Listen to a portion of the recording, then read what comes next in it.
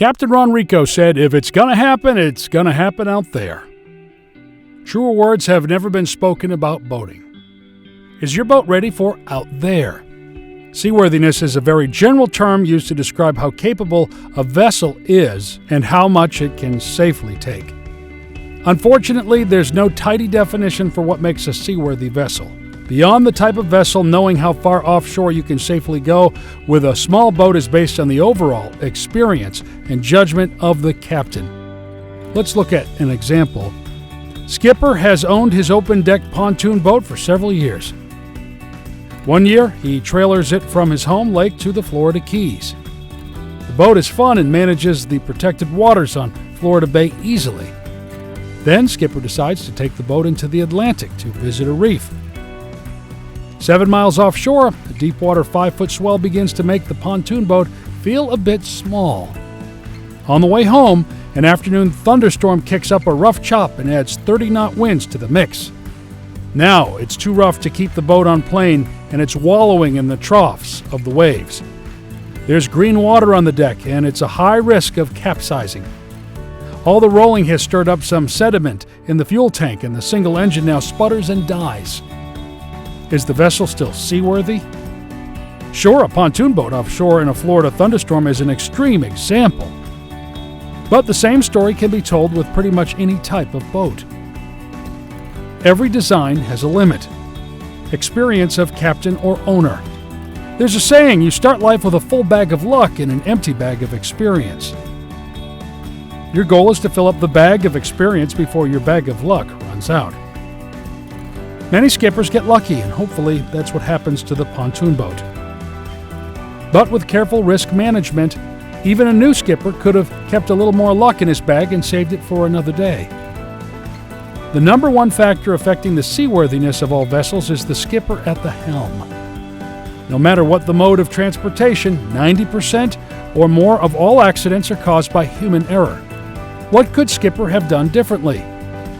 He should have checked the weather and known about the offshore swell and the possibility of thunderstorms. The fuel system may have worked fine on the lake, but once offshore, years of neglect resulted in a bad situation. If his boat wasn't ready for the conditions offshore, he could have rented a center console for the day on the reef. Types of boat. While the pontoon boat is wallowing in the waves, a 20-foot center console pulls alongside and helps out with the tow. The center console also has a rough, slow ride, but it's dry and comfortable. Then a 50-foot offshore fishing boat happily blasts past them, doing 20 knots. Boat design and size are important factors offshore when the weather turns crappy. The bigger boat has a bigger safety cushion. It takes more to push it to its limits. Some boats are unsafe in some conditions, and some are just uncomfortable. It's up to the skipper to know what he or she, their crew, and their vessel can take.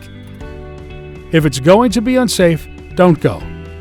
If it's going to be safe but still be uncomfortable, you probably shouldn't go. Boat design and engines. Boats with a higher freeboard can fare better in high seas. They keep more water off of the deck and therefore are more stable. Cutaway transoms reduce the boat's overall freeboard, so full transom designs are favored. If a boat does have a cutout transom, make sure it has a generous self-draining well to go with it. Another design feature is full shape. Deep V's are usually favored offshore for their soft rides, but modified V designs with between 17 and 21 degrees of dead rise offer a great ride and more stability on small boats. Staying afloat is an important part of boat design. Cockpits should be self-draining with big scuppers. Boats should be built with as much foam flotation as possible. When it comes to engines, a decision about reliability must be made. Many single-engine vessels operate safely offshore, but the comfort that comes by having a completely separate backup system is a very worthwhile investment. Another option is to add a small kicker motor that can get you home in a pinch. Safety considerations. When considering the safety of the passengers and crew, start at the worst-case scenarios. The first dangerous situation on a boat is fire. Nothing burns faster than fiberglass filled with tanks of combustible substances. Wiring and electric connections are the primary concern, but gasoline or LPG vapors are possible sources too.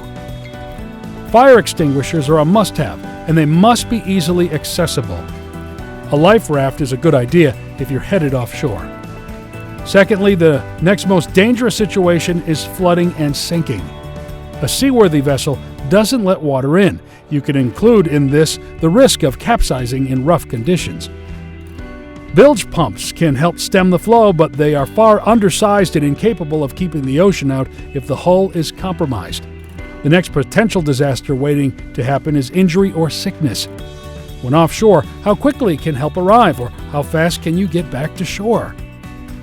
You've got to have a great first aid kit and know how to use it. There are hundreds of other what-if scenarios you could run through. These are just some of the big ones. Critical equipment for the offshore vessel. As a starting point, you should look at what the Coast Guard requires for a vessel of your size. This should be considered the bare minimum and is a starting point for outfitting your boat properly. Here is a list of a few additional items you will want to consider. Fire extinguishers and a fire suppression system. Bilge pumps of adequate capacity because factory-installed systems are seldom enough. Extensive medical and first aid kits plus first aid training for the skipper and crew. Type 1 offshore life vests for everyone on board. VHF radio plus SSB radio or satellite phone if you're out of VHF range. Emergency position indicating radio beacon, which uses its GPS and radio to signal for help when out of the range of all other forms of communications. Flares and visual distress devices appropriate for offshore use. Life raft and emergency supplies, including food and water. All life rafts should be kept where they can be deployed at a moment's notice. Have an anchor with lots of rode on board in case your engine fails. Other considerations for taking your boat offshore. Fuel management. Use the thirds rule for fuel management and always depart with full tanks. Use a third of your fuel to get there, a third of your fuel to get back, and always keep a third in reserve. Don't just trust your gauge. Always do your fuel calculations manually. Make sure your boat has good enough range to operate where you intend to take it. Navigation. Know how to use your GPS and compass, and be able to use dead reckoning navigation when out of sight of landmarks. Fuel systems and contamination. Make sure you maintain your fuel system. Nothing stirs up sediment and water in a fuel tank like an offshore chop.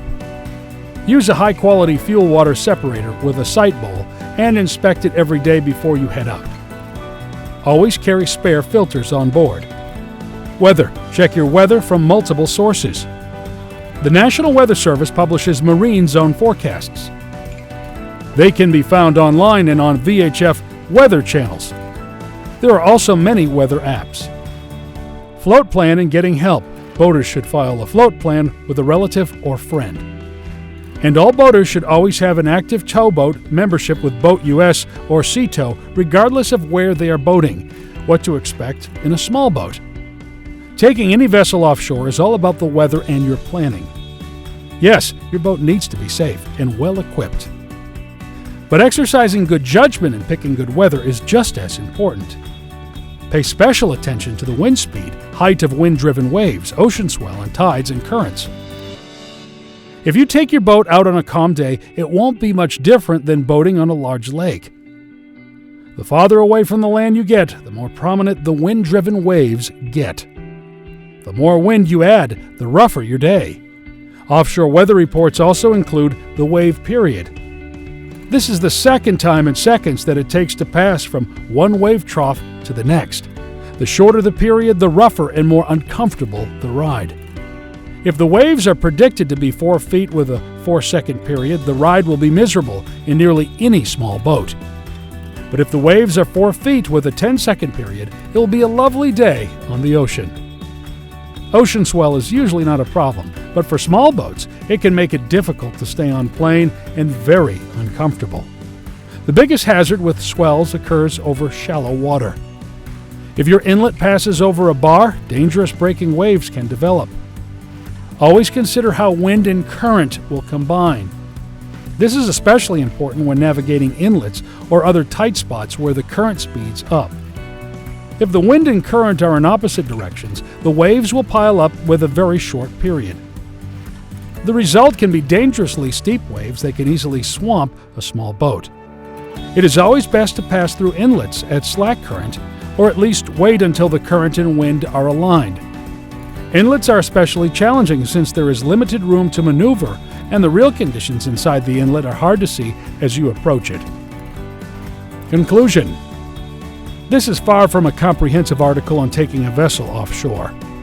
If you're new to boating or considering some ocean wandering for the first time, a safe boating course is a wise investment. These courses cover weather, navigation, maintenance, and troubleshooting, and many other topics of importance. Taking your small boat offshore is a great way to explore new territory, and smaller boats save you money in many ways. You can explore shallow waters that the big boys can't, and you can take your boat with you nearly anywhere. But careful weather planning is important, and is having the wherewithal to say no when the weather stinks. Still, a well-equipped small boat is perfectly capable of offshore exploring.